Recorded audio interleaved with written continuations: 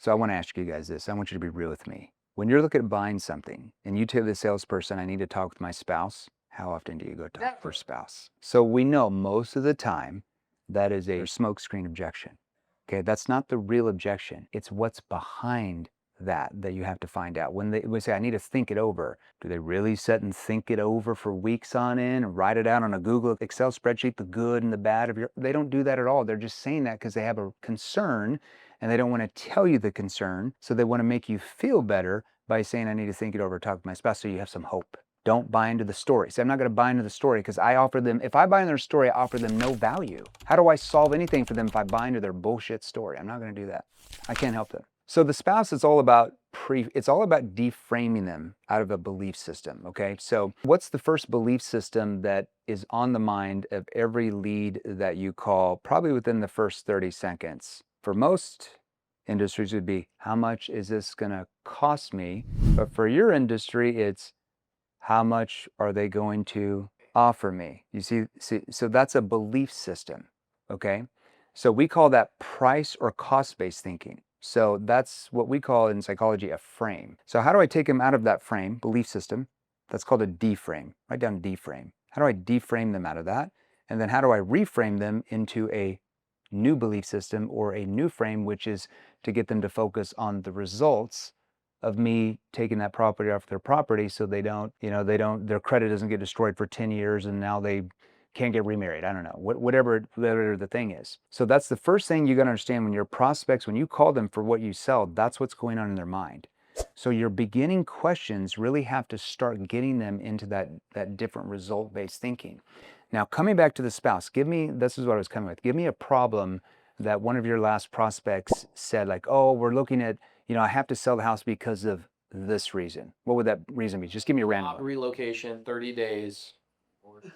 Divorce. We had a bunch of leads today that were like, we're getting a divorce, we need to sell the house type of thing. So job relocation in 30 days, but what's behind that? Who cares? What's behind that? They can't afford 2 mortgage payments? Like, what are we finding out that's behind that? Because if you just accept, like, I'm looking to sell my house because I have to relocate and move in 30 days, that's still the surface of what's really going on. There's no emotional connection there. That's logical. Human beings make decisions logically or emotionally, 100%. That's proven in brain science. Like, I feel like a drink of water because I'm thirsty. Every decision you make starts with your emotional side of your brain, and then you justify with logic, just like that, okay?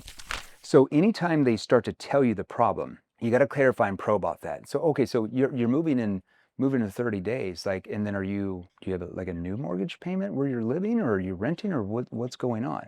Oh, I have a new mortgage payment. Oh, how much are you having to pay for that? What am I starting to do? Build the pain. There is a pain. But you see my tone shifted. Oh, how much are you having to pay for that? See the concern. I'm starting to see doubt. Okay.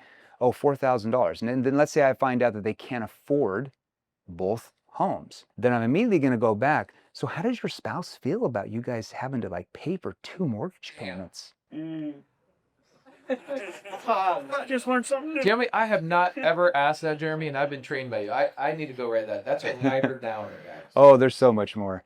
Hey guys, Jeremy Miner here. Look, a lot of you leave comments wanting me to help you sell more.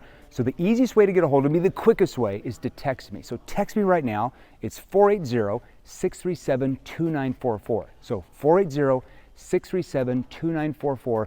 Listen, I started this company to help you learn how to close more deals, but do it the right way. Text me right now. Let's get back to the training video. So that's the first. So when I say I'm deframing and reframing into new frames, it's the entire conversation. That's all sales is you're continually taking them out of belief systems and reframing them into new belief systems, and you're looping around and around and around. Oh, good. So that there's more. Because you're on track. So what he's saying is you're saying we're heading towards the pattern of I need to go ask my wife if this price is okay.